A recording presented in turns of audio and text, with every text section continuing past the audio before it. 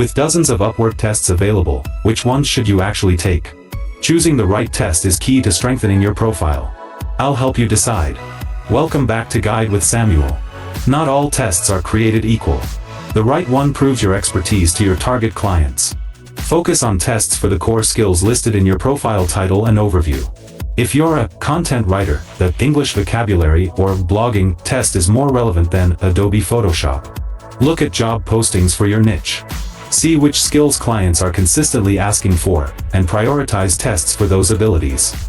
A crucial pro tip: quality over quantity.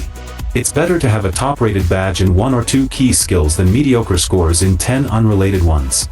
Clients look for specialists, not jacks of all trades. And just like that, you can strategically select tests that make your profile stand out.